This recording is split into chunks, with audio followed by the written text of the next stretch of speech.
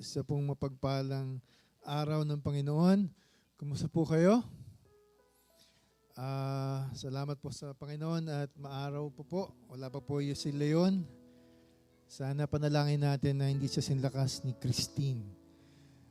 Welcome po sa Grace Fellowship Church. Kung kayo po ay panauhin namin na bumibisita ngayong hapon, welcome po sa inyo. At kinagagalak po namin na makasama po namin kayo ngayong hapon. Nawa po mapagpala po kayo ng aming pong service, aming pong pagsamba ngayong hapon. Si Pastor Pedro po ay magsisimula sa isang bagong kabanata sa unang Korinto. Ipapaliwanag po niya ang sinabi ni Apostol Pablo tungkol doon sa isang bagay na higit na mahalaga na dapat na namamahala sa ating paghahangad ng mga kaloob. Ito po yun sa pagtatapos ng Kabanata 12 noong nakaraang linggo. Isang mensahe na kailangan marinig ng mga taga-Korinto at maging tayo rin dito sa GFC. At hilingin po natin sa Panginoon na tulungan tayong maunawaan ang kanyang pag-ibig na siyang tutulong sa ating pamumuhay at pagsisilbi upang bigyan tayo ng lakas ng loob na magtiwala at manatili sa Kanya. At inimbitahan ko po kayong tumayo sa ating pong pagsisimula. Awitin po natin, Steadfast Love of the Lord.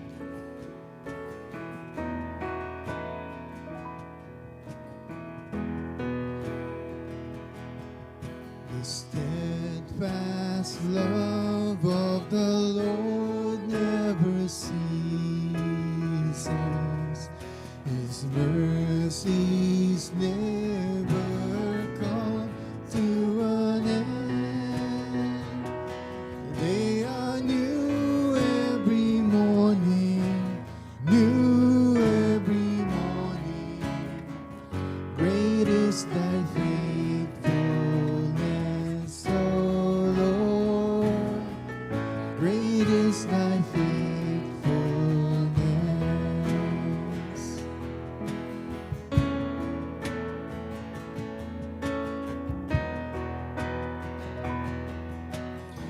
Ulitin po natin. The steadfast love of the Lord never ceases. His mercies never come to an end. They are new every morning, new every morning. Great is thy faithfulness, O Lord. Great is thy faithfulness.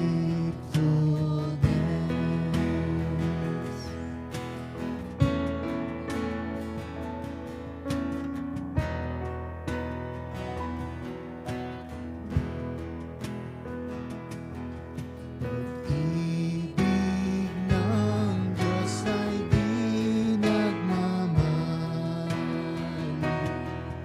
Biyaya niya ay di magwawakas. At ito'y laging bago bawat umaga. Ang katapatan mo, O Diyos, dakila sa lahat.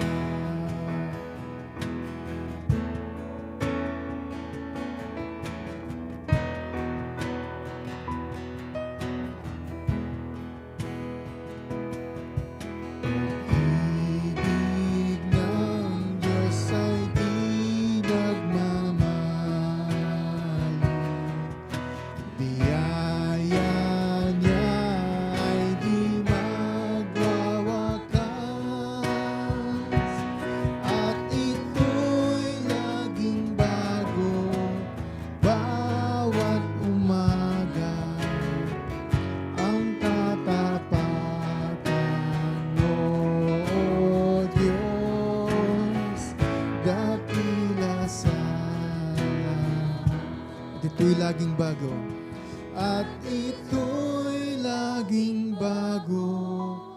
bawat umaga, ang katapatan mo, O Diyos, dakila sa lahat. Amen. Ang pag-ibig ng Diyos ay malawak na parang karagatan. Ang kamatayan ni Jesus ay nagbukas ng pintuan ng awa ng Diyos upang ang biyaya at pag-ibig ay dumaloy sa atin tulad ng agos ng mga ilog. Sa kamatayan ni Kristo, makikita natin hindi lamang ang perpektong pag-ibig at awa ng Diyos, kundi pati na rin ang kanyang perpektong katarungan, perfect justice. Patuloy na ibubuhos ng Diyos ang kanyang pag-ibig at kapangyarihan nang walang sukat, buo at walang hangganan. Naway hanapin natin ang kanyang kaharian lamang at mamuhay tayo sa kanyang kalawalhatian upang sa kanyang biyaya ay makapagpatuloy tayo na makapaglingkod sa kanya araw-araw.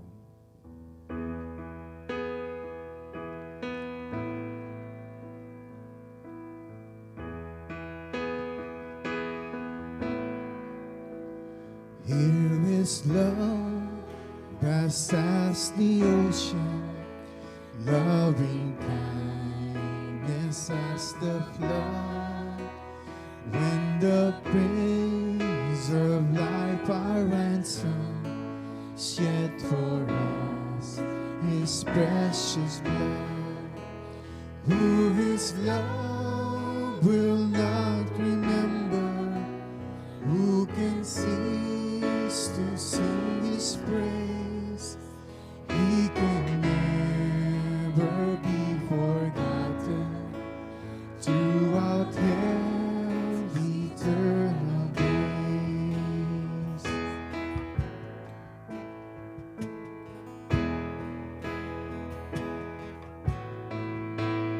On the mount of crucifixion, fountains open deep and wide, through the floodgates of God's mercy flow the vast and gracious tide. Grace and love like mighty rivers poured incessant from above. Heaven's peace and perfect justice is the guilty world in love.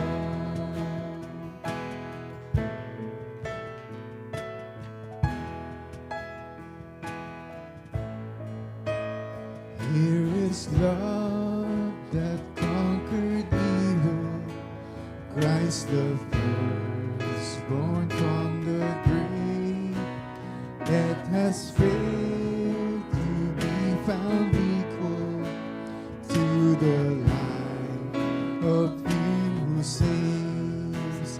In the valley of our darkness, dawned his everlasting light, perfect love and glorious radiance has repelled death's hellish night.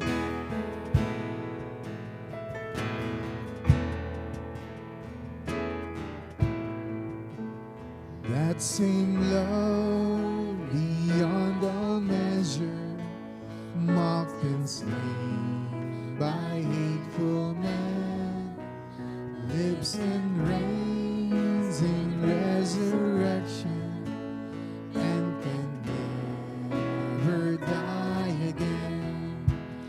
Here is love for all the ages, radiant sun upon his stands, calling home his father's children, holding forth his wounded hands. Ulitin po natin huling talata. Here's love. Here is love, vast as the heavens, countless the stars above are the souls that He has ransomed, precious daughters, treasured sons. We are called to feast forever on a love beyond our time. Glorious Father, Son, and Spirit, now with man are intertwined. Pinayuhan ni Pablo sa unang Timoteo 4:12 si Timoteo na maging isang magandang halimbawa sa pananalita, pag-uugali, pag-ibig, pananampalataya at kadalisayan. At ang lahat ng ito ay totoo sa isang mananampalataya. At sa pagmasid natin sa ating Diyos, hilingin natin at idalangin na sana ay maging totoo rin sa atin ang mga pag-uugali na ito.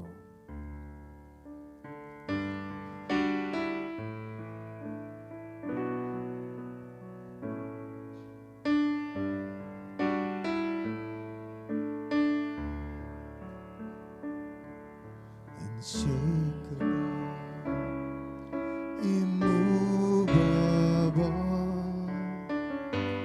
faithful and true, full of wisdom, strength and beauty. These things are true of you. Fearless, courageous, righteousness shines through in all you do. Yet you're so humble, you lay down your life. These things are true of you. And as I turn my face to you, oh Lord, I ask and pray. By the power of your love and grace, make these things true of me too. Make these things true of me too. Patient, compassionate, love flows through you. You never give up on the hopeless ones. These things are true of you. You're holy and blameless. You stand up for justice and truth, yet you love mercy and forgiveness. These things are true of you. And as I turn my face to you, oh Lord, I ask and pray. By the power of your love and grace, make these things true of me too. Make these things true of me too. And as I turn my face to you, oh Lord, I ask and I pray. By the power of your love and grace, make these things true of me too.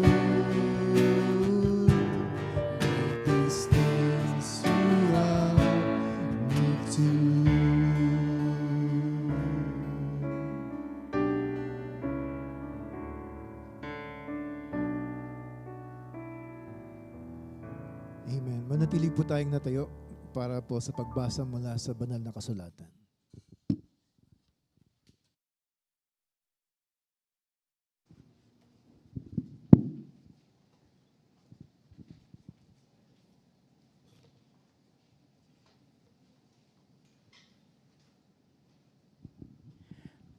Pagbasa mula sa aklat ng unang Juan, Kabanata 4, mga talatang 13 hanggang 21. Nalalaman nating tayo'y nasa Diyos at ang Diyos ay sumasa atin dahil ibinigay niya sa atin ang kanyang Espiritu. Nakita at pinatototohanan namin na isinugo ng Ama ang kanyang anak bilang tagapagligtas ng mundo. Ang sino mang kumikilala na si Jesus ay anak ng Diyos, ang Diyos ay nasa kanya at siya naman ay nasa Diyos. Kaya nakilala na natin at pinaniwalaan ang pag-ibig ng Diyos sa atin. Ang Diyos ay pag-ibig at ang nabubuhay ng may pag-ibig ay nananatili sa Diyos at nananatili rin sa Kanya ang Diyos. Sa ganitong paraan ay naging ganap ang pag-ibig sa atin. Kaya panatag tayo sa pagdating ng araw ng paghuhukom.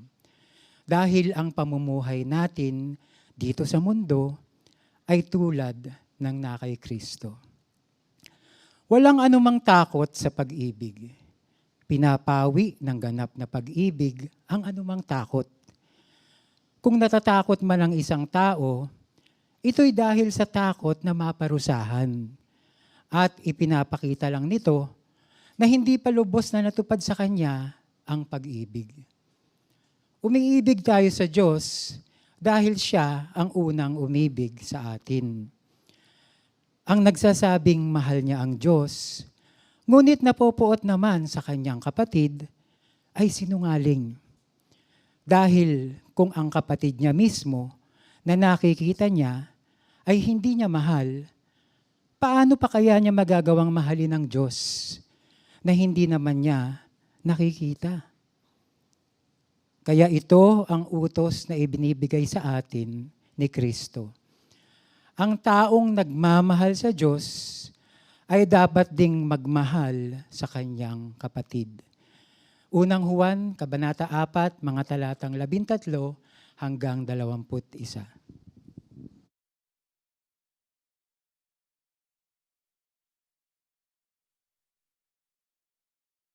Po tayong umupo para sa panalangin.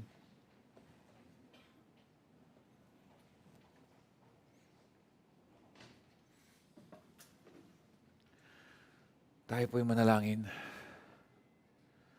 Heavenly Father, we adore you. We thank you. We give you praise. Nagpapasalamat po kami sa lahat ng aming, minimit niyo po kami sa bawat linggo, Lord God, na nagpupunta po kami dito sa Grace Fellowship Church. Salamat po, Panginoon Diyos, na meron po kaming Diyos na buhay, Diyos na nakikinig, Diyos na alam kung ano ang mga kahirapan namin, Diyos na may alam kung ano ang aming nararamdaman, Diyos na nakikinig, Diyos na may kapangyarihan, Diyos na may katalinuhan, Diyos na may alam ng lahat. Hindi po namin makikita ang aming sarili na hindi po namin kayo kasama, Panginoon. Marahil kung dumadaan po kami sa mga kahirapan, hindi po namin maisip na wala po kaming tatawagin na Diyos, na aasahan na Diyos, na alam po namin na makikinig po sa amin. Salamat, Panginoon Diyos, that our God is a God who is alive, a God who listens, a God who is powerful, a God who created all things, a God who knows us. At the same time, Panginoon Diyos, humihingi din po kami na alam po namin yun sa aming mga isipan, kahit sa aming mga puso.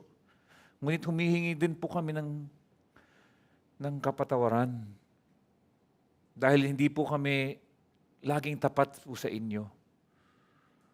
Kada buwan, Kada linggo, kada araw, kada oras, Panginoon Diyos, nagkukulang po kami sa inyo. At buti na lang po, nagpadala po kayo ng isang tagapagligtas na sasaluhin ang aming lahat ng kasalanan, na siya naging kasalanan sa mata ng Ama para sa amin. Salamat po, Panginoon Diyos, that you gave us a Savior who propitiated the sins of many. Humihingi po kami ng lakas, Father God. Help us, give us the strength to do what we are supposed to do, to flee away from our sins, to be the person you want us to be Christ-like, Panginoon Diyos. Gaya ng aming modelo na si Jesus at aming tagapagligtas na si Jesus. We pray, Father God, na strengthen each and every one for Christ-likeness. Salamat, Panginoon Diyos, na alam po namin, itong ginagawa po namin, nakakatulong po sa aming mga kaluluwa. Our spirit, our souls are edified by singing, by listening sa aming binasa, and by listening to the sermon, and even by the fellowship, Father. Alam po namin, ito yung ordinary means ninyo upang kayo ay mangusap po sa bawat isa. Salamat po, Panginoon Diyos. Iniisip lang po namin kung wala po kaming ganito, paano na kaya kami? Kung wala kaming komunidad na ganito, kung wala kaming pamilyang ganito, siguro napakahirap maging Kristiyano. And thank you, Lord God. Thank you for our local church, Grace Fellowship Church. Nawa, ito po talaga ay ginagamit nyo para sa bawat isa. Habang pinananalangin namin ang aming church, we also pray for the country, sa mga nag-survive. Thank you for allowing us to survive dito sa bagyong dumaan po sa amin. Marahil iba po sa amin, tinamaan at naapektuhan, Panginoon Diyos. We come before you and ask that you continue to help us, especially those in our church na naapektuhan ng Christine na nabagyo. Father, we pray sana for better weather, good weather this coming week, this coming year. Hindi lang po dahil para sa lahat, pero meron kami specific na camp na pupuntahan na inaasahan po namin ay gagamitin nyo para sa inyong, for you to make us holy. Salamat po, Panginoon Diyos, na meron po kaming ganitong mga pagkakataon. Hindi lang po on Sunday, ngunit even sa camps, even sa small groups na itinataas po namin sa inyo lahat. Ang PDF, ang Tagalog Bible Study, lahat po ng aming ministeryo, ang Women of Grace, Men of the Word, Golden Ladies, at lahat po ng small groups na hindi ko na babanggitin po lahat. Ngunit ito po ay itinataas po namin sa inyo. And help us through these means, Lord God. Meet us through these means. Bless us through these means. And Father, we also pray for those na mga nangangailangan po. Would you provide for us, not only physically and materially, but even spiritually, Panginoon Diyos. Alam po namin, iilan sa amin, spiritually, even physically, na meron po kaming need. And we rely on you more and more each day. Help us to rely on you for everything. We pray that you open our hearts. Buksan nyo nga aming mga puso para sa isang topic na sobrang familiar po sa amin. Yung love o yung agape o yung pag-ibig. Despite the familiarity, Father, tulungan nyo nga po kami makapag-focus at maunawaan po namin ang inyong kagustuhan para sa aming buhay upang maging more Christ-like po kami in the coming days because of this topic of love. Salamat po at hindi niyo po kami pinabayaan sa dilim na wala po kaming manual kung paano kami umibig. Iniwan niyo kami na may salitang ginamit niyo si Pablo sa unang Korinto, chapter 13, na pag-aaralan po namin ngayon. Sana po ang inyong anak na si Jesus ay mabigyan ng luwalhati sa oras na ito. In Jesus' mighty name. Amen and amen. Magandang umaga at hapon pala sa inyong lahat. Ayun, Mga kasama ko sa umaga naka-respond kasi kaninang umaga din po sila, hindi lang po ako, pati ang ating mga prompters at song leader at ang mga tagatugtog, salamat sa inyo as well. Mari po tayong tumayo para basahin ang unang Korinto chapter 13, 1-7. And next week, ang ating kapatid na si Carlo Leal ay magpipreach patungkol sa 8-13 yata. At ito ang ating pamagat ay ang pamamaraan ng pag-ibig. Medyo tongue twister ang verse 1, pero basahin natin sabay-sabay. 1 Corinthians chapter 13, verse 1. Kung ako'y magsalita ng mga wika ng mga tao at ng mga anghel, subalit wala akong pag-ibig, ako'y naging isang maingay na pompyang o batingaw na umaalingaw-ngaw. At kung mayroon akong kaloob ng propesiya at nauunawaan ko ang lahat ng mga hiwaga at ang lahat ng mga kaalaman, at kung mayroon akong buong pananampalataya upang mapalipat ko ang mga bundok, ngunit wala akong pag-ibig, ako ay walang kabuluhan. At kung ipamigay ko ang lahat ng aking ari-arian, at kung ibigay ko ang aking katawan upang sunugin, subalit walang pag-ibig, wala akong mapapakinabang. Ang pag-ibig ay matiisin at magandang loob. Ang pag-ibig ay hindi mainggitin o mapagmalaki o hambog. Hindi magaspang ang kilos. Hindi nito ipinipilit ang sariling kagustuhan. Hindi mayayamutin. Hindi nagtatala ng mga pagkakamali. Hindi ito natutuwa sa masasamang gawa, kundi natutuwa sa katotohanan. Pinapasan nito ang lahat ng bagay, pinaniniwalaan ang lahat ng bagay, inaasahan ang lahat ng bagay, tinitiis ang lahat ng bagay. Maaari na po tayong maupo at pagpalain po tayo dahil sa salita ng Panginoon pagdating dito sa 1 Corinthians chapter 13 verses 1-7.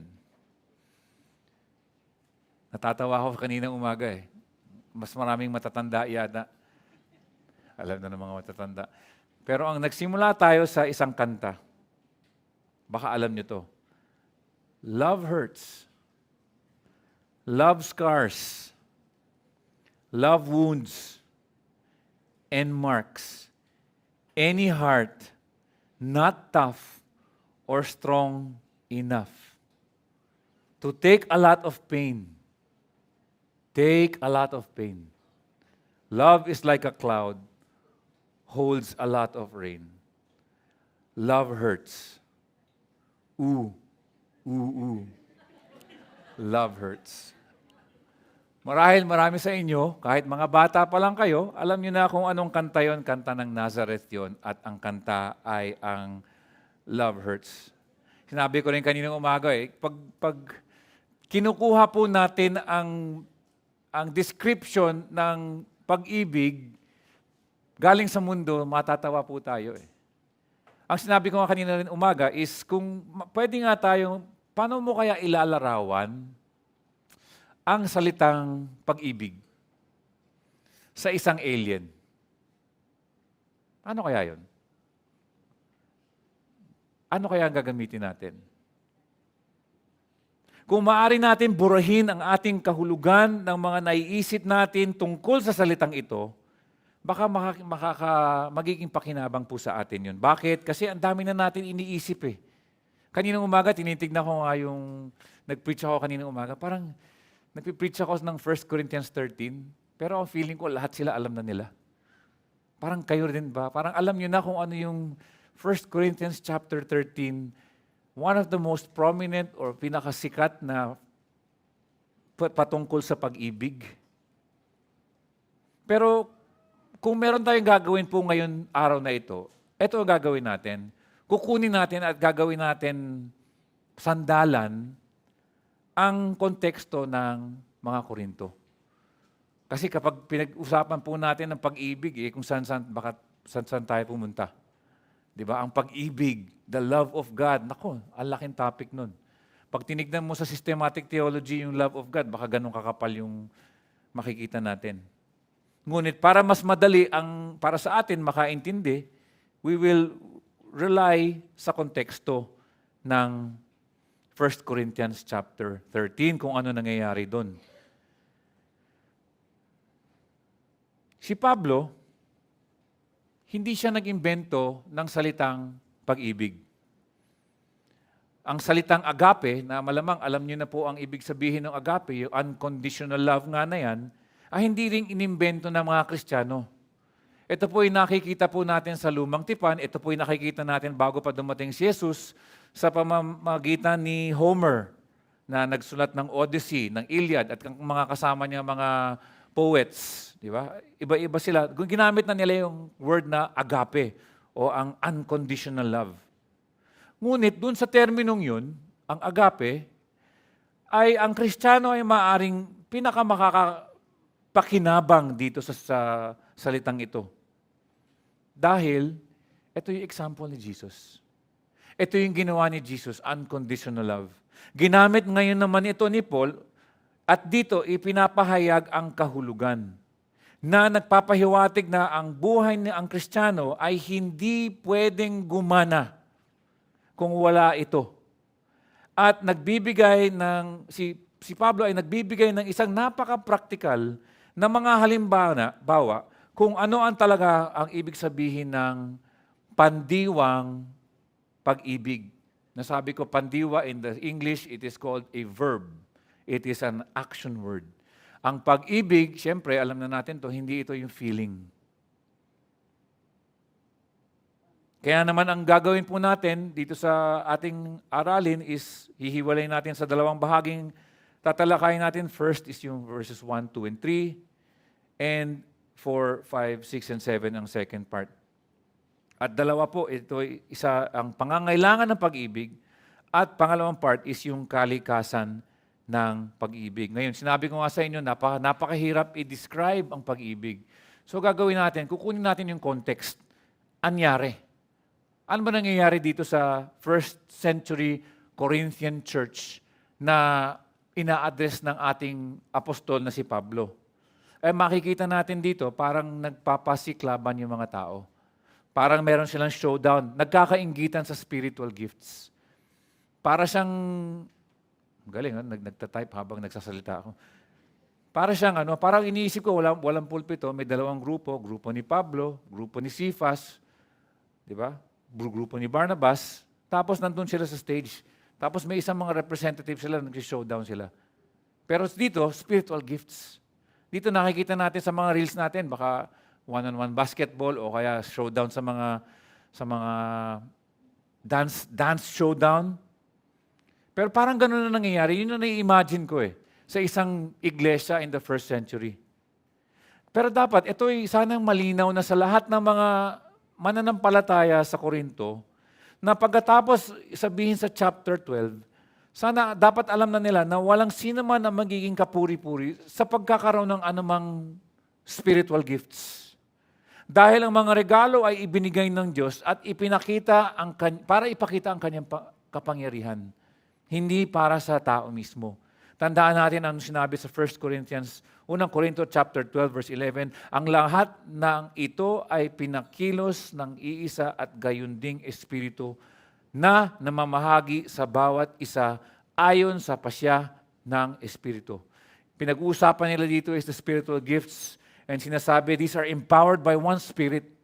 Isa lang naman ang nagbibigay. Isa lang nagbibigay, nagsasabi, ikaw, Kuya Ronnie, magaling kang kumanta. Ikaw, Kuya Peter, maayos kang mag-preach. Ikaw, Kuya Shad, magaling kang mag-gitara. Ikaw, magaling kang mag-serve. Iisa lang ang Espiritu ang nagbigay nun. Hindi naman pare-parehas yung binibigay po sa atin. Ipinagkaloob na ang miyembro ng simbahan ng Corinth ay nagnanais ng mga regalo or mga spiritual gifts for what? To serve one another. Hindi po ito, ang nangyayari kasi, ginagawa nila, uy, okay to, sarap pala ng magaling mag-preach. Ang sarap pala ng pinapasalamatan. Ang sarap pala na habang naglilingkod ako, yung paglilingkod is secondary na lang, yung primary is yung sarili ko. Ito yung fulfillment ko Makapag-preach ako, magamit ako Mali pala yun. Ang disposisyon ng mga puso ng Korinto, at marahil baka ilan sa atin, ay may depekto. Nagkakamali sila dahil gusto nila ang mga kaloob or ang mga spiritual gifts na ito galing sa Holy Spirit ay para sa kanilang sarili. May danger po doon, may panganib po dyan. Mga kapatid, lahat po ng mga ngaral, manggagawa sa simbahan, kinakausap ko sarili ko, kailangan po nating patuloy na suriin ang ating mga motibo kapag tayo nandito sa pulpito o saan man na nagsaserve. Sa small group meeting man yan o kahit anong posisyon, tignan po natin ang ating mga motibo. Dahil lagi pa rin may nabubuhay na tukso na laging nandyan, konektado sa ating kalikasan, our sinful nature. Ano yun? Ang ating pagmamataas o ang ating pride. At habang tinutugunan ni Pablo ang iglesia sa Korinto, na matagal nang nakalipas hanggang ngayon, ipinapaalala pa rin sa atin ang mga panganib ng pride. Lalo na sa paggawa ng mga gawaing ministeryo or ministry in the church. Especially pag walang pag-ibig. Mga kapatid, isa lang ang motive. Ang iniisip ko, kailangan i-check po natin sarili natin, why do we serve God? If it's not because I love you, God, and I love the brethren, and I love your word, then may pagkakamali po tayo. At sinasabi ko na po sa inyo, ang temptasyon na yan, ang delikado po yan sa lahat po ng tao. Sa lahat ng taong nagsaserve kay Lord. Kung isang tao man, gusto niyo maging pastor, gusto niyo maging guro, o anumang bagay na may kinalaman sa ministry, sa kanyang pangunahing pakay ay para, at ang kanyang pangunahing pakay ay para sa sarili, ito ay hindi tama. Di ba sa Amerika, marami tayong nakikita, isang profession, dito, ganun din, no? Profession din, is yung pagiging pastor.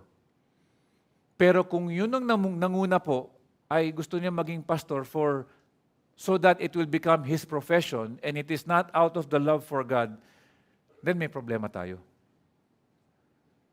The love for God and the love for His people should push somebody to become a full-time worker. Hindi po masama naman siyempre umasa ang pastor sa bigay ng mga church members, pero kung naging quote-unquote trabaho na lang at hindi galing sa pag-ibig niya para kay Lord, ay malaking problema yun. So, ang sabi nga dito ni Pablo, sa first 3 verses, kailangan ang pag-ibig. The necessity of love or ang pangangailangan ng pag-ibig. Kung ako'y magsalita ng mga wika ng mga tao at ng mga anghel, subalit wala akong pag-ibig, ako'y naging isang maingay na pompyang o batingaw na umaalingaw-ngaw. Galing, ano? Sa English, clanging cymbal or noisy gong. Maingay na pompyang. Hindi ko alam, pompyang pala yung gong. Boom. At batingaw na umaalingaw-ngaw. Sabihin nyo nga yun, sabay-sabay. Hindi, joke lang. Di ba? Ang hirap sabihin. Pinractice ko to eh. Kung walang pag-ibig, ang mga espiritual na kaloob ay walang kabuluhan. If without love, all of these spiritual gifts are nullified. Ang unang talata ay ang rason para sa buong argumento. Kasi ito yung nangyayari sa 1 Corinthian church sa first century sa Corinth. Nagsispeaking in tongues yung mga tao. At sabi niya, kung ako'y magsalita ng mga wika ng mga tao at ang mga anghel, ibig sabihin po nito, tongues of men and tongues of angels. Yung isa, foreign languages, yung siyempre, ang ginagawa dito ni Pablo is kinokontra niya at binibigyan niya diin ang pag-ibig, ang binibigay diin ng mga taga-Korinto, ang kanilang mga gifts ng speaking in tongues. Ang sinasabi ni Pablo, wala yan. Kahit anong galing mo dyan, Kahit wala kaming naiintindihan, akala mo magaling ka, pero kung wala kang pag-ibig, baka nakakasama ka pa sa iglesia. Marami sa inyo na alam po ay iba sa atin, nakausap po na kayo. Kayo, nanggaling po kayo sa hyper-charismatic churches. Kagaya ko. Yung mga tao doon, china-challenge minsan kami mag-speaking in tongues. Hindi lahat, no? Pero sinasabi nila sa kaming mga ayaw namin, mag-speak in tongues, dapat mag-step up daw kami. Bagamat niligtas ako ng Diyos sa isang charismatic church. At bagamat I'm sure marami pa rin akong kaibigan na mapagmahal na kapatid doon, marahil nagkakaroon sila ng diin sa mga kaloob ng speaking in tongues. Sabi nga ng ibang tao, dapat lahat po tayo tinitingnan po natin as equal brethren. Pero hindi po tayo naniniwala doon. At siguro pangatlong beses ko nasasabihin ito, pangatlong beses nyo na maririnig po ito, na narinig ko kay Brother Ian, kay Brother Josh, at pangatlong beses na ito, na ipinapaalala po natin na hindi tayo nag-i-endorse ng speaking in tongues. Kapag binasa po natin ang statement of faith natin, nakasulat doon, we know that the speaking in tongues have ceased. Kahit nga si Pablo, hindi ko alam kung naniniwala siya, pero that's up for debate. Sabi nga niya, kasi ang sinabi ko kanina umaga, yung baptism of the dead, mapupuntahan po natin yun sa 1 Corinthians chapter 15, verse 29. Pag uwi nyo, tignan nyo na lang. Binanggit ni Pablo yun. Ang ibig sabihin ba nun ay naniniwala siya sa baptism of the dead? Hindi. Diba? Ngayon, binabanggit din niya yung speaking in tongues. Hindi ko alam kung naniniwala si Pablo talagang doon sa mga nangyayaring yun. But that's what it means, di ba? Ang sinasabi dito sa is wika na mga tao at wika na mga anghel. Speaking tongues of men and tongues of angels. Sabi nga dito, I think si Brother Joshua said already, it is another language. Speaking the tongues of men is speaking in another language. Kumbaga, umakyat ako dito, hindi ako marunong mag-French, magsalita ako, ang pakikinig nyo is in French. Pero hindi ko alam ang sinasabi ko. Yun daw ang speaking in tongues na alam po natin na nangyari sa Acts chapter 2 at saka sa Pentecost. Ngayon po, hindi na po tayo naniniwala na nangyayari po today. Pero no matter what it was, ang sinasabi, balikan ko lang yung konteksto, ang sinasabi ni Pablo dito sa chapter 13, verse 1, is ko kapag ganun ka at marunong ka daw mag-speak in tongues, ngunit wala ka daw pag-ibig, ay para kang pompyang. Para kang umaalingaw-ngaw, batingaw na umaalingaw-ngaw. Ang sakit sa tenga.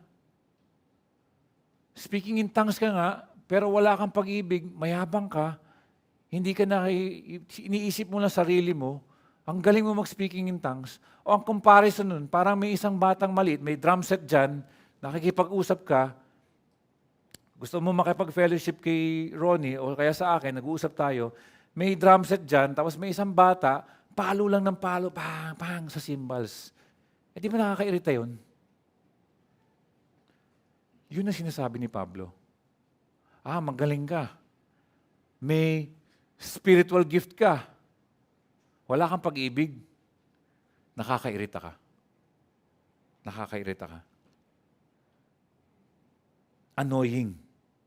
At sabi nga niya, sinusundan niya sa verse 2, at sabi niya, at kung mayroon akong kaloob na propesiya, at nauunawaan ko ang lahat ng mga hiwaga, at ang lahat ng mga kaalaman, at kung mayroon akong buong pananampalataya, puro sukdulan, ang sinasabi ni Pablo dito, upang mapalipat ko ang mga bundok, I will carry a mountain and remove the mountain.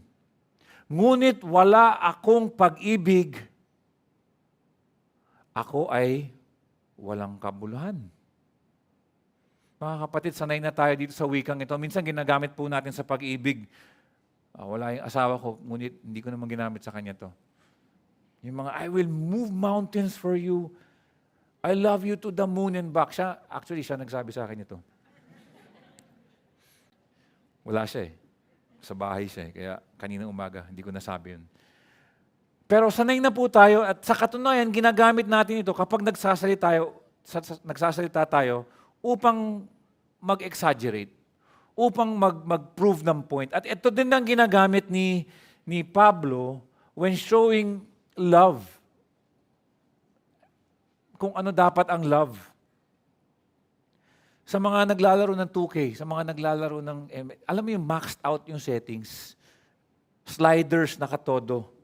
Puro emphasis, lahat ng misteryo, lahat ng kaalaman, ng knowledge, buong pananampalataya, ang galing mo sa lahat. Ngunit, sinasabi ng verse 2 sa atin, kung walang pag-ibig lahat niyan, lahat ng karunungan, lahat ng pananampalataya, ay walang kabuluhan. Parang nag-exaggerate, di ba? Ngunit totoo yung kanyang sinasabi. Kung ang isang tao ay maaaring yakapin ang buong hanay ng mga espiritual na kaloob, lahat na ng spiritual gifts, ay binigay na sa kanya. At sa parehong oras ay wala siyang pag-ibig. Ang gayon tao ay walang kabuluhan sa paningin ng Diyos. Ang pagkakaroon ng mga espiritual na kaloob o ang mga spiritual gifts, actually, hindi ito yung tanda ng Christianity. Ang tanda ng pagiging isang Kristiyano ay ano? Kanina binasa ni Brother Rodel, pag-ibig. Ang isang hindi mapagmahal na Kristiyano, para siyang oxymoron. You cannot say unloving Christian. That's an oxymoron. Kumbaga, hindi pwede. Parang ang nagsabi ng isdang hindi marunong lumangoy. O kaya kabayong hindi tumatakbo. O kaya kristyanong walang pag-ibig. Hindi po dapat nagsasama yung dalawang terms na yun.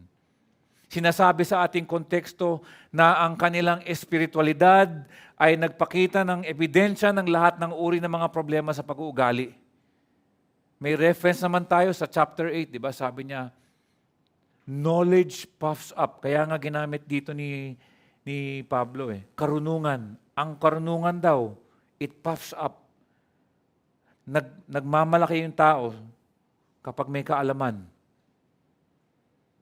Ang wisdom, lumalabas doon sa chapter 1, di ba? Ang kanilang pagsalita ng mga wika at yung kanilang wisdom pala ay lumalabas doon sa chapter 1, di ba? Yung pinagdidiskitahan ni Pablo sa chapter 1 and 2 tungkol sa wisdom. At ang kanilang pagsispeak in tongues ay hindi rin nakakatulong. In next chapter, sasabihin ni Pablo yun sa kanila. Sa madaling salita, ang sa kanila ay ang isang espiritualidad na walang katibayan ng tunay na gawain ng Espiritu. Isang saloobin na makikita sa pag-uugali na maaaring ilarawan bilang having love or may pag-ibig. Alam ang lahat ng misteryo, lahat ng kaalaman, lahat at buong pananampalataya.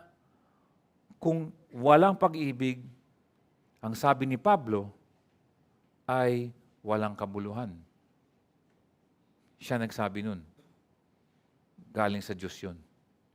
Sa verse 3, sinasabi naman po dito, at kung ipamigay ko ang lahat ng aking ari-arian at kung ibigay ko ang aking katawan upang sunugin, subalit walang pag-ibig, wala akong mapapakinabang. Kung walang pag-ibig, walang bisa ang dakilang sakripisyo ng kahit sino. If without love, great personal sacrifice is nullified. Pangatlo na to, di ba? 3 verses tayo dito sa first point. Yung pangatlo is upang ihigit pang patunayan ang kanyang punto. Ang ginawa ni Pablo, mga gawain ng kabaitan Kanina, yung spiritual gifts, yung 1 verse 1, verse 2, mga spiritual gifts pa lang eh. Dito, ito lang ang, sabi niya, patunay na para sa kanya yung good works na eh. Kabaitan. Sabi dito, ang pagbibigay ng ari-arian sa mga mahihirap.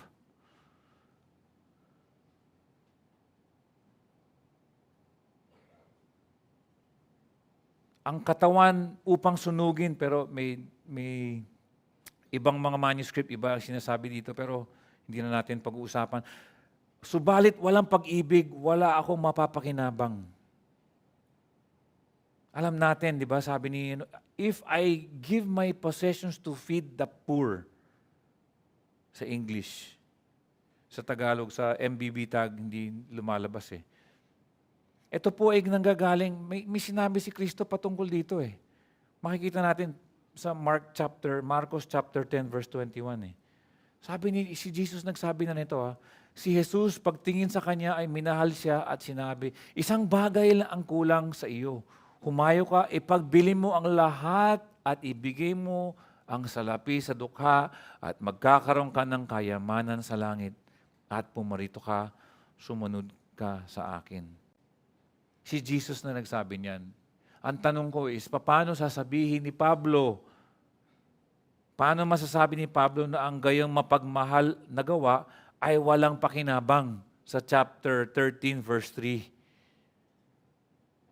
Nakukuha niyo po yung point? Bakit niya sinabi yun? By the way, ang gawain na yan ay magandang bagay. Isang magandang bagay yan, yung nagbibigay sa mga mahihirap, na si Jesus ang nag-utos sa kanya mga tagasunod. At tiyak yan makakapagpakinabang sa ibang mga tao kapag nagbigay ka. Pero balikan ko lang si Pablo. Ang punto ni Pablo ay kung anuman aksyon, anuman mabuting gawa, hindi mailalarawan ang pag-ibig, ito'y walang pakinabang po sa atin. Maaaring sumikat ka sa mga mahihirap, maaaring pangalan mo ang maiangat, pero sa harapan ng Diyos para siyang mga maruruming basahan, filthy rags ang inyong good works. Kailangan nakakonekta tayo sa pag-ibig ng Panginoon. Tandaan po natin, hindi po naman natin sinasabi, ang punto ni Pablo dito, ang context is yung spiritual gifts ay ginagawa ng mga taga-Korinto na yun ang nagpapagalingan sila, nagpapasikatan sila. At sinasabi ni Pablo, hindi ganon. Dapat nagmamahalan kayo. Dapat yung pag-ibig ay mamuhay sa inyong lahat. But at the same time, Paul is not saying, paglaban natin ang pag-ibig at ang inyong mga spiritual gifts. Hindi po yun ang point niya. It's not love versus spiritual gifts. Ang pinagtatalunan ni Pablo ay ang ganap na pangangailangan para sa isang Kristiyano na pag-ibig. Ang lalahat ng mabuting gawa ay, hindi naman ito ay masama eh. Ngunit ang mga ito ay hindi mabuti kung wala ang love. If our motive is not love, baliwala ito. Tandaan natin yung last verse, last week, sabi sa English, earnestly desire the higher gifts, verse 31. Sa Tagalog, pagsikapan ninyong mitiin ang higit na dakilang mga kaloob or yung mga gifts. Si Paul nagsabi niyan. Pero ngunit kung walang pag-ibig, mawawala ang punto ng pagiging Kristiyano. Sigurado nga ako, kung matagal ka ng Christian, I'm sure narinig mo na si English yung sermon or kaya yung cheesy saying na, palitan natin yung pangalan mo sa verse 4, di ba? Palitan natin, sabihin natin, Ronnie is, love is kindness, love is patient, love is kind. Ronnie is kind, Ronnie is patient, Ronnie does not, etc., etc. Kaya mas maganda nga dito, gagamitin natin yung verse 3. Kung saan nakasabi, at kung ipamigay ko ang lahat ng aking ari-arian, at sabihin ko, at kung i-give up ko lahat ng aking mga hobbies, at ibigay ko sa mahihirap. Ngunit wala akong pag-ibig, wala akong pakinabang. At kung napakagaling ko mag-preach, singgaling ko si John Mack, ngunit wala akong pag-ibig, ito'y baliwala. At kung nagbibigay ako ng labi sa simbahan, 90% ang binibigay ko, 10% ang iniiwan ko para sa mga hihirap. At nagsasakripisyo ng lahat ng aking oras sa paglilingkod. Ngunit wala akong pag-ibig. Ang sabi ni Pablo, wala akong mapapala. At mga kapatid, ito po ay maaaring mangyayari in the 21st century as in the first century. Bakit ko alam? Kasi ito'y nangyari sa Church of Ephesus. Sabi sa Pahayag, chapter 2, verse 4, alam niyo na po ito, but I have this against you, that you have left your first love. Iniwan mo ang iyong unang pag-ibig. Kausap niya ang Church of Ephesus dito, ang unang pag-ibig para kay Jesus, ang unang pag-ibig para sa kapatiran. At mga kapatid, habang tumatanda po si Kuya Peter, ito po ang aking kinakatakutan. The older I am in the faith, the more I fear na mawala ng pag-ibig sa iglesia natin. Okay ang mga yan, taga-GFC. Ganda ng place niyan. Agahan mo, mahirap ang parking. Okay yan. Konting lakad lang, nandun ka na. Grabe yung mga spiritual gifts. Alam nyo ba, 7 o 6 ang nagpipreach, napakagaling ng mga yun. Ang dami na produce na preachers.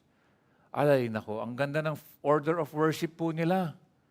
Sa dulo, may 4-fold amen pa.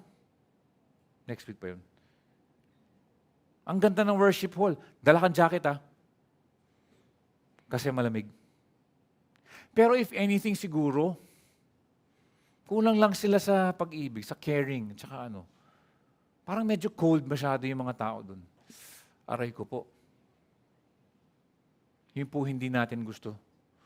Within our church, to ourselves, and to other people as well.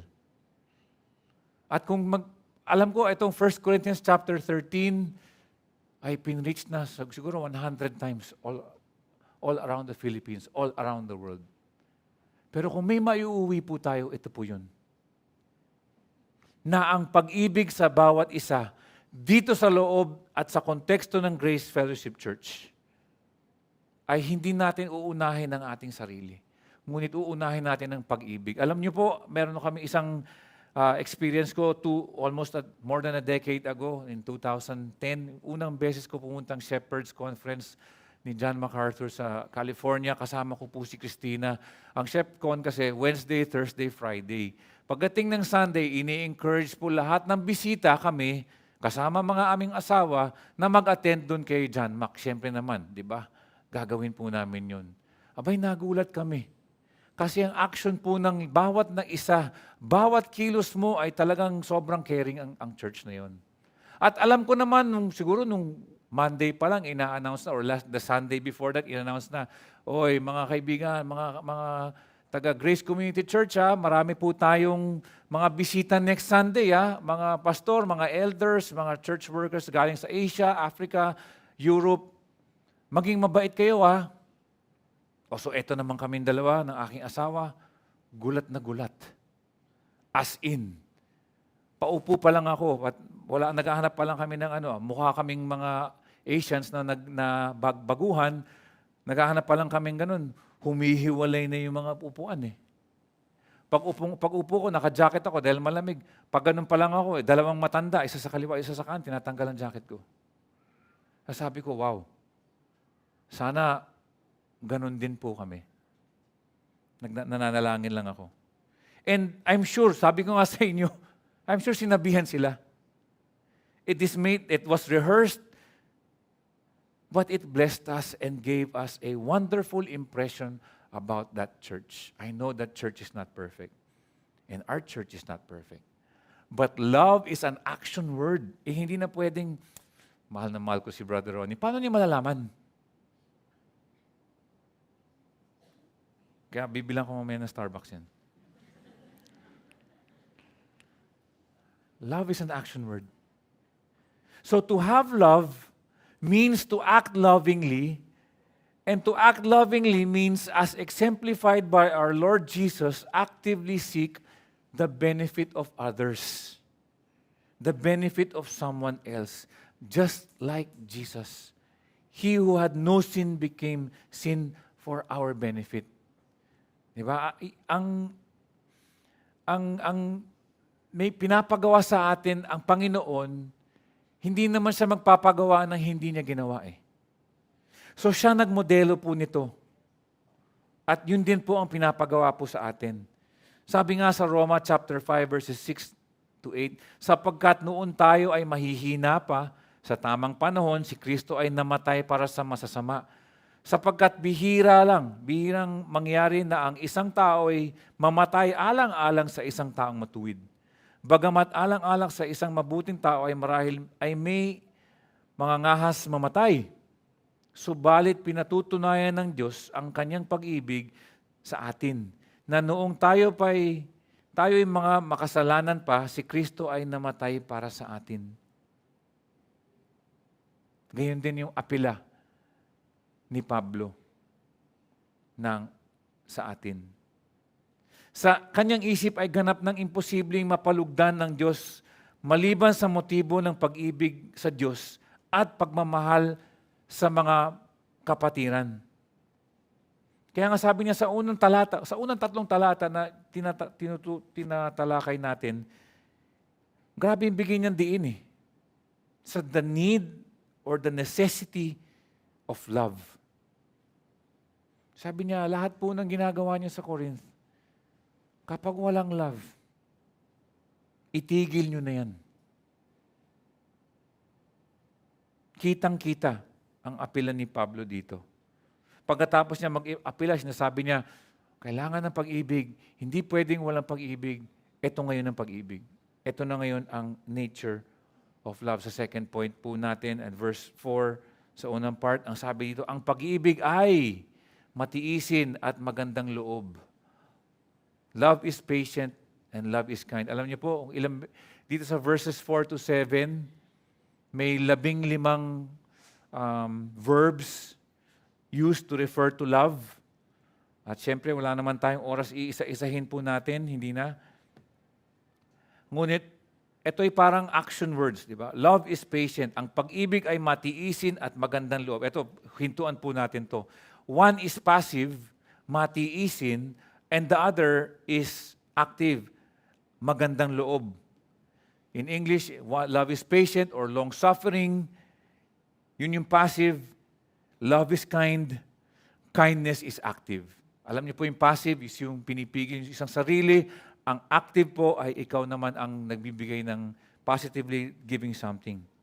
Para kay Pablo, ang dalawang ito, kaya hihinto po tayo dito, ay yun ang kumakatawan sa banal na saloobin ng Diyos. Sa isang banda, ang pagtitiis ng Diyos ay ipinapakita sa pamamagitan ng kanyang pagpigil. Pinipigil niya sarili niya. Patient. Sa kanyang galit, sa paghihimagsik sa tao. Nakukuha niyo po yun? Dahil sa kasalanan ng tao, God is stopping Himself from showing full wrath. At sa kabilang banda, ang kabaitan ay matatagpuan po sa kanyang awa, sa kanyang mercy. Ang kanyang kindness ay nakikita po doon, in the cross. Hindi po natin pinag-uusapan yung generic na sinasabi, you be kind to others, be kind to animals. Hindi po yun. Ang paglalarawang ito ay kabaitan na nagmumula sa paglalarawan ng Diyos, sabi sa Roma chapter 2. O hinahamak mo ang mga kayamanan ng kanilang kabutihan, pagtitiis at pagtsatsaga na hindi mo nababatid na ang kabutihan ng Diyos ang umaakay sa iyo sa pagsisisi. ang sinasabi po ni Pablo sa Romans chapter 2 verse 4 is, hindi nyo ba alam na yung kabaitan niya at ang kanyang pasensya, dun sa dalawang yun mapapaisip ka, dapat nagre-repent ka na. Yun ang sinasabi ng Romans chapter 2 verse 4. Ang paglalarawan ni Pablo sa pag-ibig ay nagsisimula sa dalawang paglalarawang ito ng Diyos. Meron ng Diyos patience, meron ng Diyos kindness actively. Patience, pagpipigil. At kitang-kita po ito sa pamamagitan ni Kristo sa kanyang ipinakita. Dapat hinahatulan na po tayo ng Diyos eh. Pero nagpipigil siya, may patience siya. At ibinigay niya ang kanyang anak. Yun yung kindness niya.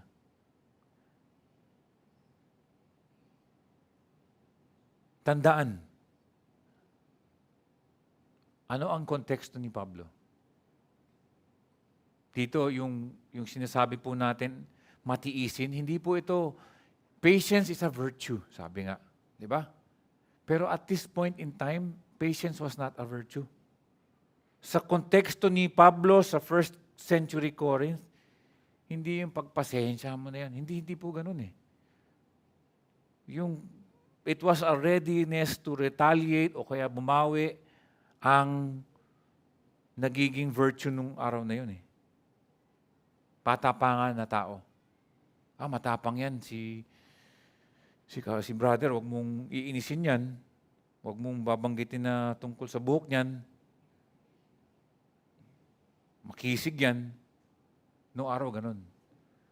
Kasi sinasabi ni Pablo, hindi ganun.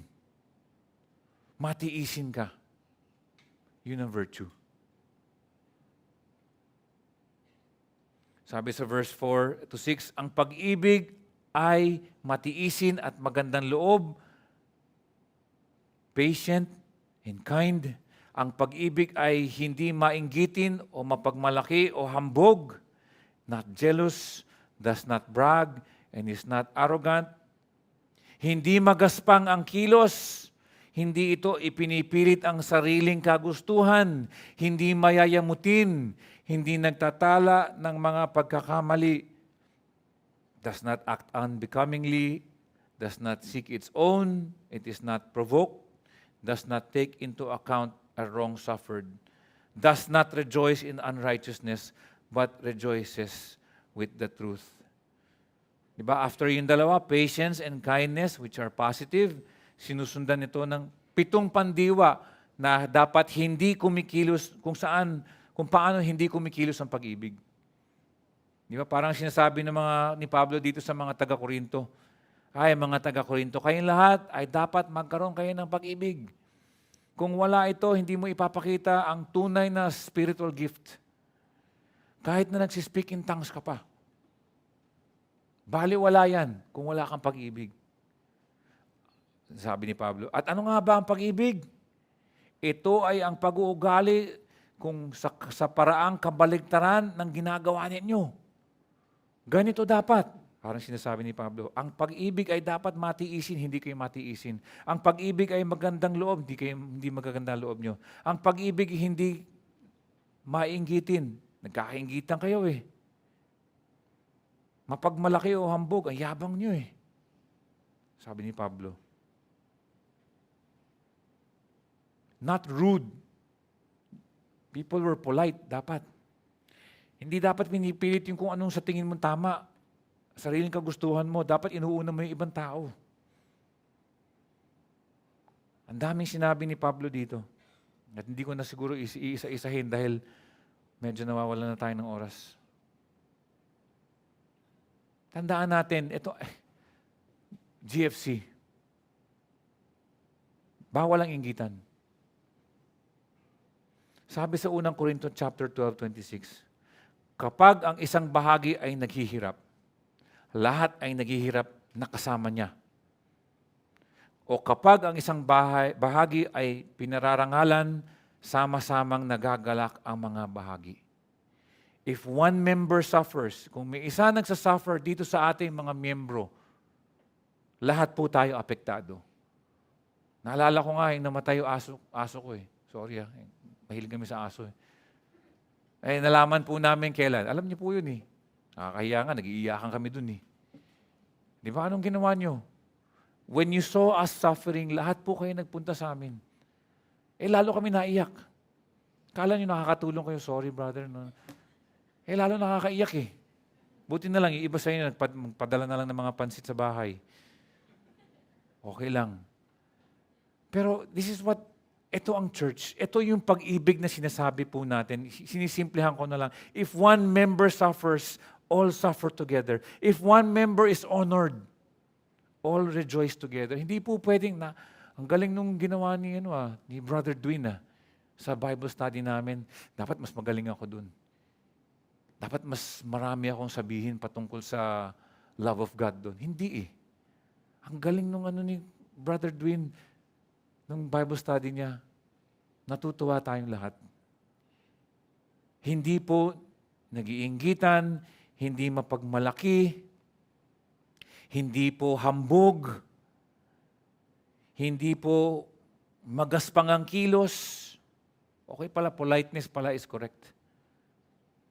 Hindi nito pinipilit ang sariling kagustuhan. Sabi din sa unang Korinto chapter 10 verse 24, huwag hanapin ng sino man ang kanyang sariling kapakanan, kundi ang kapakanan ng iba. Doon na pala, nautos na eh. Paulit-ulit na. So sinabi niya sa verse 24 ng chapter 10, huwag niyo hanapin ang kanyang sariling kapakanan. Pagdating sa chapter 13, sabi niya, ang pag-ibig ay hindi ipinipilit ang sariling kagustuhan. Tandaan natin, meron tayong Christian, di ba, sinasabi po natin yung Christian freedom. Christian freedom is not about going to the edge and sabihin, oh, may freedom ako with Christ, pwede ako uminom, pero hindi ako pwedeng malasing. Pwede ako mag-date, pero hindi ako pwedeng maganito. Pwede ako manood ng Netflix, pero hindi pwedeng isi-skip ko na lang. Hindi po yun yung Christian freedom. Ang Christian freedom is yung may kalikasan po tayo, may freedom po tayo gawin kung ano yung tama. I have the freedom to resist, to say no to something na dapat ginagawa ko.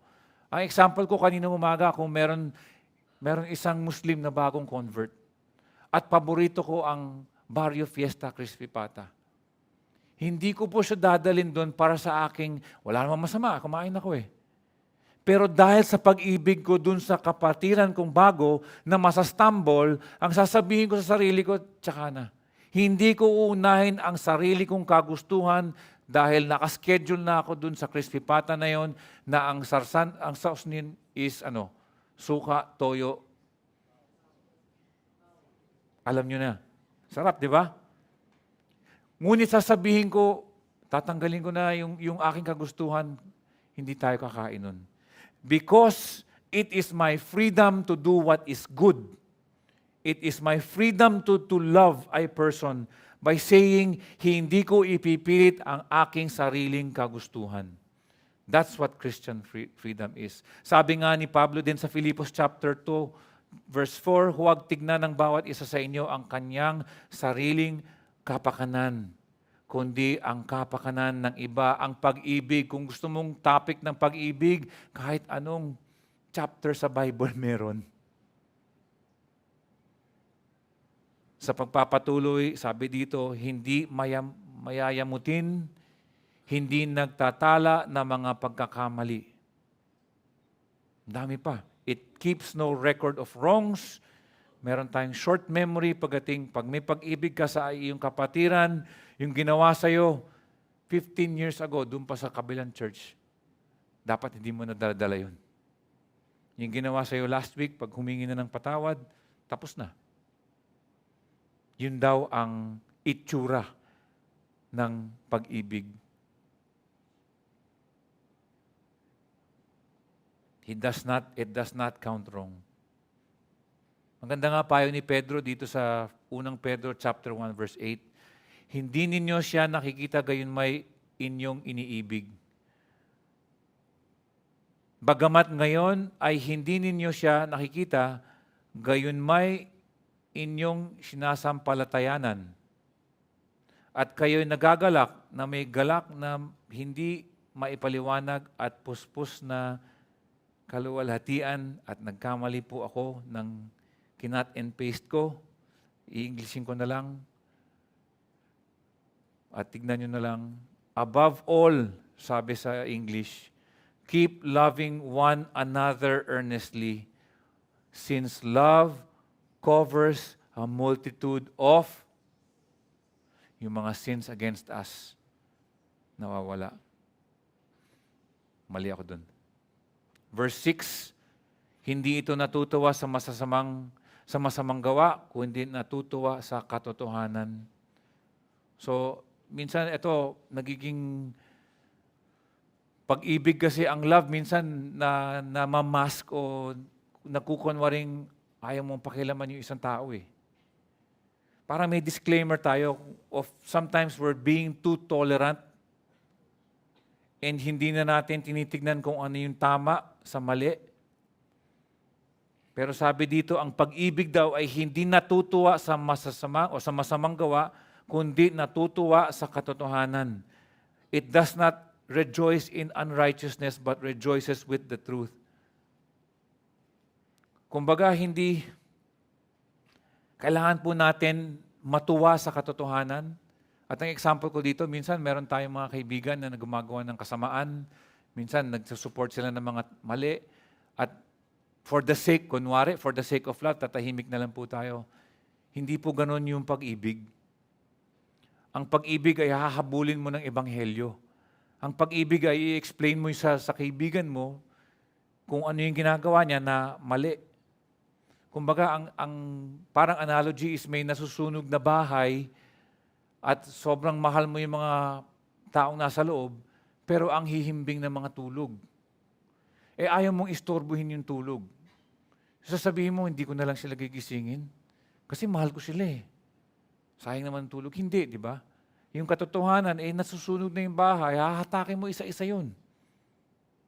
Ganon din, minsan may mga mga spiritual truths na kailangan natin sabihin sa mga, hindi lang po sa isa't isa, kundi sa mundo. Nangunguna na po dyan yung LGBT. Diba? Mahal natin po ang lahat ng tao, ngunit minsan, nandun na sila sa slippery slope na papunta na dun sa kabila.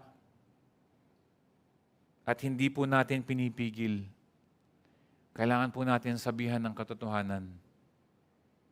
At sila na po bahala doon. Yung mga katotohanan naman, hindi naman katotohanan na may spiritual value, ang sinasabi po natin dito. Hindi yung maging brusko lang tayo at sabihin mo, alam mo, Tep, asama ng gupit mo. Oh, bakit? Totoo naman, sama ng gupit eh. Siguro kung sino gumupit sa buhok mo. Hindi naman ganun. Dapat may spiritual value na kapatid, in a loving, kind, patient, not arrogant way, not rude way, we tell someone of the truth. We tell someone, we say, brother or friend, not brother, your lifestyle is wrong. Friend, you need the gospel in your life. It is not like, pababayaan ko lang kung anong maling magawa mo. At bayaan na lang kita kasi mahal kita. Hindi po pag-ibig yun. Kahit na nagkakasala ka na, pabayaan lang kita kasi mahal kita, ayaw kita masaktan. Hindi. Sabi ni Pablo, hindi daw ganun ang pag-ibig. Ang sabi ni Pablo, hindi ito natutuwa sa masasamang gawa, kundi natutuwa sa katotohanan. At kailangan po natin minsan ilabas ang katotohanan. At sabi po dito sa last verse po natin, malapit na po tayo matapos, pinapasa nito ang lahat ng bagay, pinaniniwalaan ang lahat ng bagay, inaasahan ang lahat ng bagay, tinitiis ang lahat ng bagay. Sabi sa NIV, in English, it always protects, always trusts, always hopes, always perseveres. Grabe yung scope ng pag-ibig. Ngunit sa aking pagtatapos, ito po ang sasabihin nyo sa inyo. Huwag po natin ipagkamali na ang chapter 13 ng 1 Corinthians na sinulat ni Pablo ay tungkol lamang sa pag-ibig. Hindi po ito ganun. Kahit na pamilyar na tayo dito sa bahagi ng Biblia, ang pag-aalala ni Pablo ay para sa kanya mga mananampalataya. Hindi na inaalala tungkol sa isang mas kumpletong kahulugan ng agape. Ang kanyang inaalala ay ang mananampalataya sa first century Corinth na gusto ni Pablong itama. Ito ay tungkol sa Kristiyano. Ito ay tungkol sa mga first century Corinthians na nagkukulang sa pag-ibig. Ito ay tungkol sa atin, ang Kristiyano.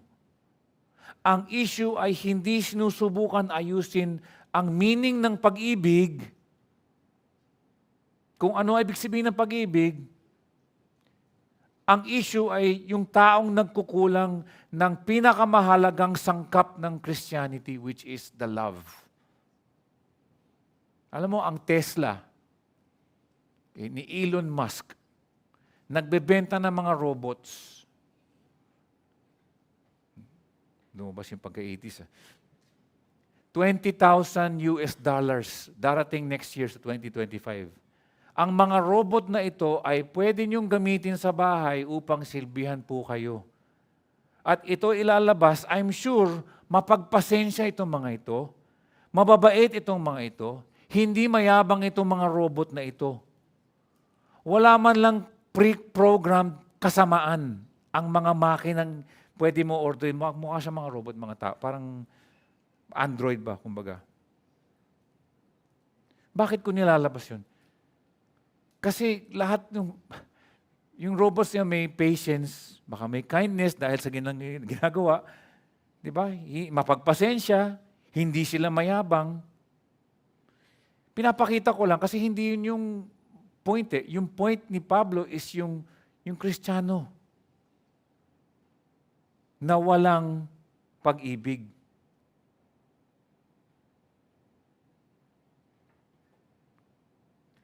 Ang sinasabi ni Pablo dito, it's not your spiritual gifts. It's not yung sobrang kang galing mag-preach. It's not yung sobrang grabe yung faith mo. It's not yung may speaking in tongues, kaya mo mag-speak in tongues. Baliwala yun kung wala kang pag-ibig. Yung tao ang tinitignan niya, hindi yung term ng pag-ibig. Pangalawa, kailangan itong pangunahan ng Holy Spirit. Itong pag-ibig na pinag-uusapan po natin, iba yun sa pag-ibig na nakikita natin sa labas. Pinapakinggan ko si C.S. Lewis, yung Four Loves niya, meron siyang radio show patungkol doon. At sabi niya, may 4 na klase ng pag-ibig na nakikita natin, storge, philia, eros, at agape. Diba? Yung agape lang daw is for the Christian. Kasi yung Kristiyano ay may isang ehemplo na ginawa ng ating Panginoon Jesus. Unconditional love. Ang sabi niya, ang umiiral sa kabila ng, it does not depend on what's happening. Hindi po, and I say that because kapag hindi po tayo kinausap ng Holy Spirit, kapag hindi po tayo binigyan ng Holy Spirit ng capacity to do this, ay hindi natin magagawa ang agape. Tandaan natin, hindi inimbento ni Pablo itong salita. Ipinaliliwanag lang niya at ginagawang praktikal upang maunawaan ng simbahan ang ibig sabihin nito. Sabi nga ng aking commentary, agape identifies with the interests of the neighbor in utter independence of the question of his attractiveness and with no expectation in return. Agape is spirit-given. Ito'y binigay ng banal na Espiritu. Alam mo, minsan, di ba, mga grupo namin nila, Brother Ronnie, madali lang. It is easy to, napakadali kung tutuusin natin ang mahalin ng mga kapangkat natin. Yun actually yung punto ng pagkakataon ng isang pangkat, magsama-sama kayo. Bakit? Pare-parehas kayo. You love doing the same things. Ang pag-ibig na pinag-uusapan natin dito ay hindi tulad ng isang pag-ibig sa isang perpektong mundo. Ito ay parang kumuha ka ng isang grupo ng mga pirates, kumuha ka ng isang grupo ng mga barbarians, kumuha ka ng mga swindler, maging Christian sila. At sabihin mo sa kanila, love one another. Kaya ba nila yon? Sa tingin nyo, kaya nila? Ito yung point ko. Kung wala yung Spirit of God, agape or love is impossible with the term we're using. It is a fruit of the Spirit. Kaya kapag hindi nyo naiintindihan si Kuya Peter, na magtanong kayo, magdasal kayo, Lord, give me the fruit of love. Sabi sa Galatians chapter 5 verses 22, subalit ang bunga ng Espiritu ay pag-ibig. Doon ko nahihinto. So it is impossible to love one another in the term, in the sense that Paul wants us to do so, if you do not have God the Holy Spirit in your lives. In the believer sense, without God giving it to us na hindi pa binibigay yung fruit of the Spirit, imposible. Hindi natin kaya. Para lang tayo may eros, may storge, at may philia. Para sa mga mananampalataya, ano ang motibo natin upang umibig? At sa atin talagang pagtatapos. Andun siya sa pangalawang Korinto chapter 5 verse 14. Ang pag-ibig ni Kristo ang humihimok sa amin sapagkat kami ay lubos na naniniwala na ang isa ay namatay para sa lahat, kaya't ang lahat ay namatay. Ang pag-ibig ni Kristo ang humihimok sa amin. The love of Christ controls us. Noong araw, pariseyong nag-uusig itong si Pablo sa kanyang dating buhay. Ang nag-uusig na puwersa sa buhay ni Pablo ay ang kanyang paniniwala, zeal for Yahweh. Isang puwersang nagtutulak sa kanya upang usigin ang mga bagong mananampalataya.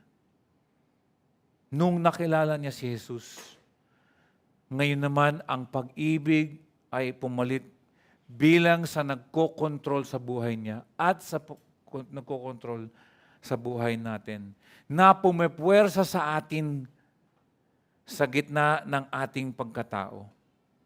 Gaya nga ng binasa natin sa unang Juan chapter 4 verse 19, tayo'y umiibig sapagkat siya ang unang umibig sa atin. We love because He first loved us. Yun po ang tamang motibo ng pag-ibig.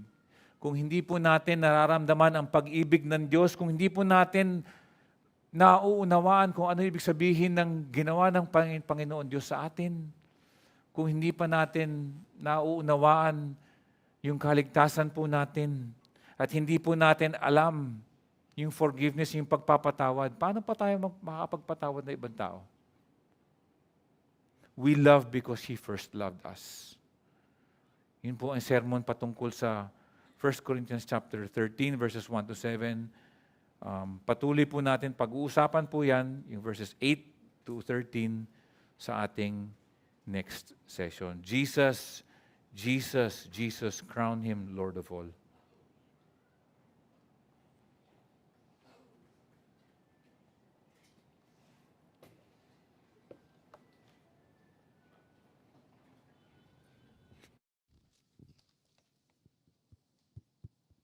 Tayo po ay tumayo para sa ating huling awitin.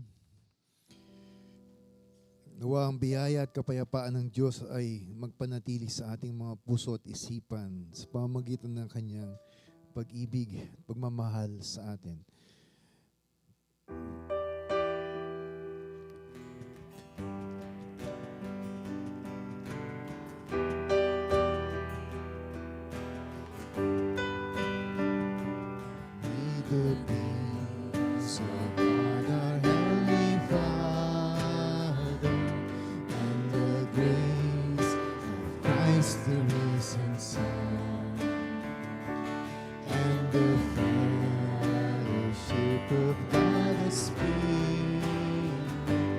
Keep our hearts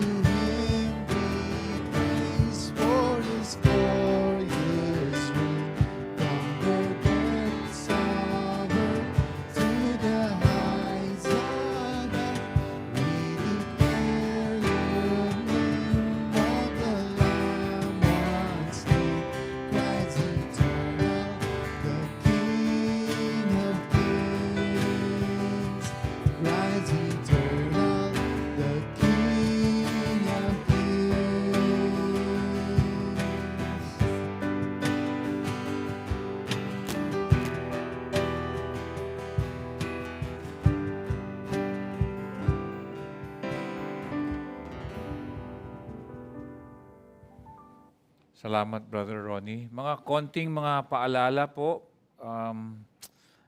patungkol sa ating church life. Meron po tayong training sa Saturday, November 16 pa po ito, Saturday. Man Up, Training Men to Lead and Facilitate Bible Studies. If you want to facilitate Bible Studies, maybe iniisip niyo po sa inyong mga workplaces at kung saan man, sa inyong family, makakatulong po itong aming training seminar or workshop. It is only for men sa and for GFC members only. Wala po tayong PDF this Thursday. Wala po tayong Women of Grace this Saturday. Wala pa tayong Youth Bible Study this Saturday to give way to our church camp on October 31 to November 2 at RRC Laguna. Please nga, kung hindi po kayo kasama, isama niyo po sa mga panalangin ninyo itong camp natin. Good weather at sana gumalaw ang ating Panginoon. At next week po, next Sunday, wag na po kayo magugulat kasi yung aming pagtatapos ng ating service will end with a song, yung with a threefold or fourfold amen. So pagkatapos, di ba, magdadasal ang preacher, tapos pagkatapos nun, kakanta tayo amen. Glory to the Father, to the Son, and to the Holy Ghost. And then we say amen. Ginagawa po natin yun because we want a little more formality at sa tingin po natin, as a church, nagmamature na po tayo at tinitingnan po namin na makakabuti po sa atin lahat yun. Next week po yun. So it won't be like this. This is the last time we're going to do this as it is. Tayo po yung manalangin. Panginoon Diyos, nagpapasalamat po kami sa inyong mensahe, Father. Bagamat marami pong terminology, ang pag-ibig, ang love, we know that God is love. And whatever you did was the perfect example of love. Especially nung pinadala niyo ang aming tagapagligtas ng inyong anak na si Jesus. Pinapanalangin ko po sa mga taong hindi pa nakakaunawa ng inyong biyaya, Panginoon Diyos, at hindi pa nakakaranas ng inyong pag-ibig. Father, would you speak to each and every soul who needs your grace and mercy? If today is the day, Father, we pray for all the souls who will see your mercy and your love. Sana po, Lord, especially yung mga aming kapamilya, Panginoon Diyos, we pray for them. We ask, O God, that you save them, seek them out, Lord God, and show them your mercy, your grace, and your love. Para sa aming mga nakakaunawa na po at nakakaranas na po ng inyong pag-ibig, Lord, will you send us out? Will you protect us? Would you provide for us? Hinihingi po namin ang inyong provision, Lord God, for this coming week. Hinihingi po namin ang inyong protection. Hinihingi po namin na kahit yung mga pagkakataon na makapag-share ng gospel, Lord God, would you give that privilege to us and that honor this coming week. And please continue to protect us. A special prayer for the camp, for the weather. Sana maayos po, Panginoon Diyos, this coming Thursday, Friday, and Saturday until we meet again.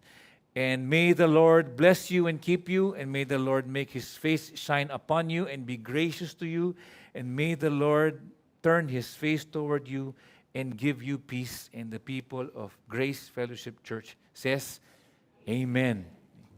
God bless.